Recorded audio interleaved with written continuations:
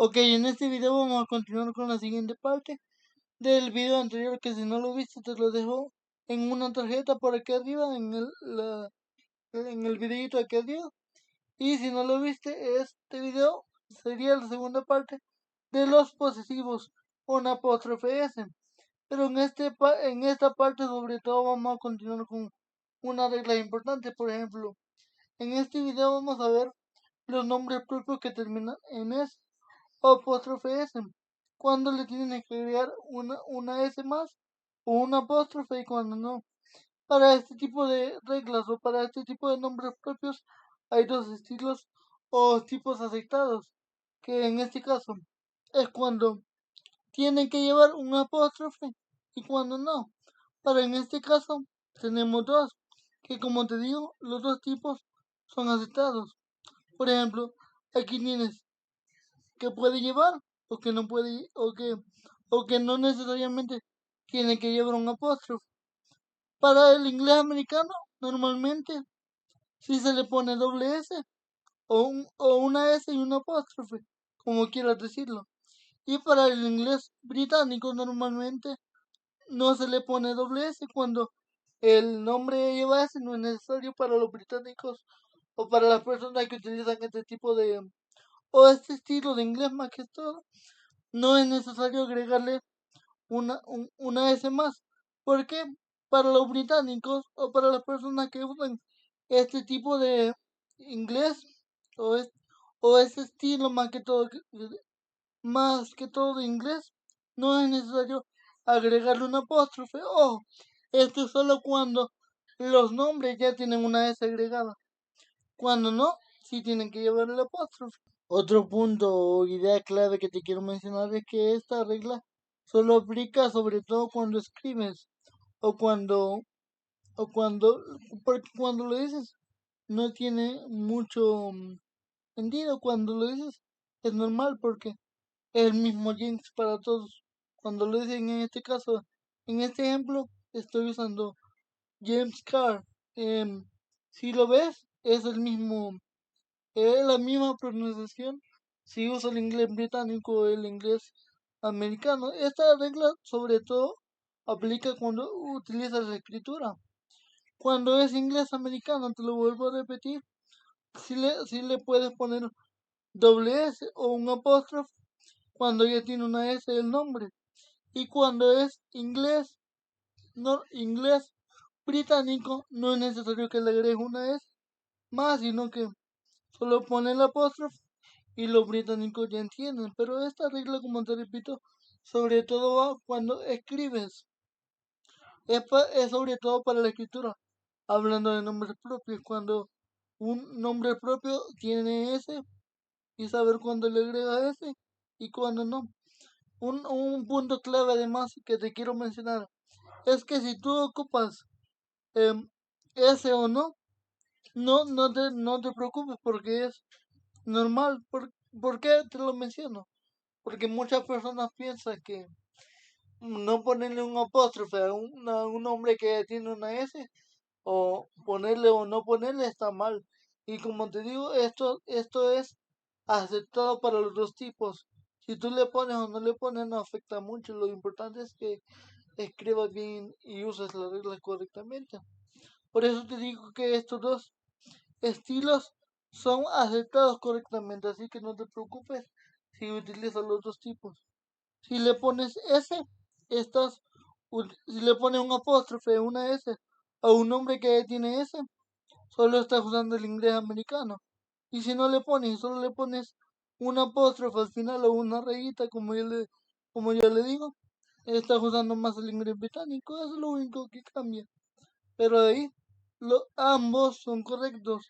Depende del estilo o del manual que uno conozca o uno haya estudiado. Otro punto clave que te puedo mencionar al hablar de apóstrofes es que no solo indican propiedades físicas, sino que pueden indicar diferentes tipos de contexto o diferentes tipos de relaciones. En este caso, te puedo mencionar la primera el literal A en este caso.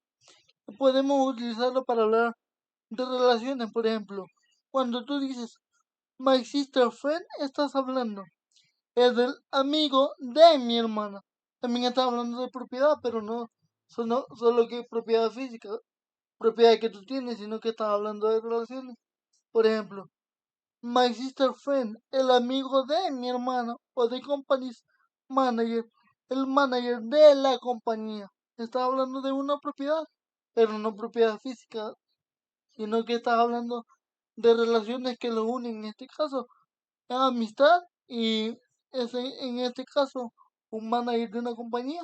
Ahí puedes usar este tipo de apóstrofe para hablar de propiedad, pero no solo de ese tipo de propiedad física que te mostré en la primera parte del video, sino que en este video también te voy a mostrar los diferentes tipos de contextos en los que puedes usar el apóstrofe. Y esta es la primera de relaciones. Pero también podemos usar el apóstrofe como para mencionar que una parte es parte de otra parte o es parte de algo. Por ejemplo, tenemos que mencionar, por ejemplo, the house's roof, el, el techo de la casa. Estamos hablando ese techo le pertenece, que ese techo le pertenece a una parte de la casa. En este caso, ese apóstrofe, como ya te mencioné anteriormente, funciona como una propiedad que se traduce como de en español. Si tú quisieras traducir ese apóstrofe, estás hablando siempre de propiedad. Estás hablando que le pertenece al techo. O ese techo le pertenece a la casa en sí. Ok, también para usar este apóstrofe podemos utilizarlo al hablar de tiempo. Por ejemplo, today's meeting o tomorrow's exam o a week's vacation. Ahí puedes utilizar este apóstrofe, como por ejemplo, te voy a decir la traducción en español. La reunión de hoy, o el examen de mañana, o las vacaciones de esta semana. Si ves, siempre estoy utilizando ese apóstrofe como una propiedad, pero hablando de tiempo, para hablar de vacaciones, de reuniones, de exámenes. Puedes utilizar este tipo de apóstrofes o este tipo de para hablar de propiedades, por ejemplo. Pero recuérdate que este apóstrofe siempre se traduce en español como de para hablar de propiedades. Y si quisieras traducir este apóstrofe al español, siempre, o como siempre te digo, ese apóstrofe se traduce como de en español. La reunión de hoy, el examen de mañana, las vacaciones de esta semana. Eso es importante para hablar de propiedad. Creo que eso es lo más importante que te tiene que memorizar. Este apóstrofe normalmente se traduce en español como de para hablar de propiedades. Yo creo que eso casi nunca te lo dicen en las clases. Ese apóstrofe se traduce como de y estás hablando de propiedades en generales. En este caso te muestro diferentes tipos de contexto, diferentes tipos en los que lo puedes usar, puedes utilizarlo. En este caso estamos hablando de tiempo. Y como punto final o uso final, podemos usarle el apóstrofe siempre hablando de propiedad, pero en este caso de lugares o negocios. En este caso puedo decir, I'm going to the doctor's, y puedo omitirlo o no, porque ya se entendería. I'm going to the doctor's office, o solo decir, I'm going to the doctor's, y con eso se entiende. O she's at the friend's party, por ejemplo, puedes decir, she's at the friend's, nada más.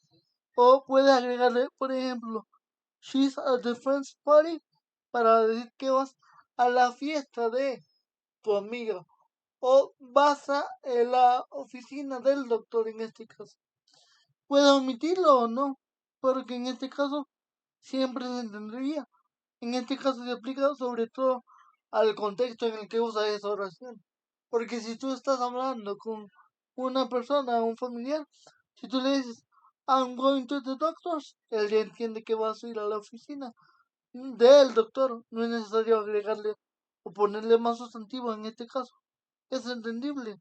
Solo con que le agregues el apóstrofe, ya se entiende. En este caso, eso es lo importante. Para hablar de lugares o negocios puedes omitirlo o no el sustantivo, porque se entiende, o puedes decirlo o no. Por ejemplo, puedes decir, I'm going to the doctor's office, como te repito, o puedes quitarlo, o puedes decir she's at the friend's party o she's at the friend's house para decir, por ejemplo, si yo le agrego en este caso house, estoy diciendo que estoy en la casa de mi amiga. Siempre estoy hablando que esa casa le pertenece a ella o es de mi amiga. Y es así como finalizo con la segunda parte para este tema que es muy importante de los apóstrofes o el uso de la S con apóstrofe o sin apóstrofe y cuando le debes poner apóstrofe a una oración. En este caso, como te mencioné anteriormente, puedes ponerle o no. Si estás utilizando sobre todo el inglés británico o el inglés americano, puedes ponerle o no, tú decides si está correctamente desigual. Y es así como finalizo con esta parte. En la siguiente parte te mostraré las siguientes reglas que me faltaron en este video para que no quede muy largo. En la siguiente parte te lo mostraré. Haremos pues, sobre todo tres partes o si es posible o si hace falta unas otras reglas. Cuarta parte y como siempre te digo, si este video te funcionó, compártelo con tus amigos para llegar a más personas, para enseñarles inglés, ¿ok? Vemos.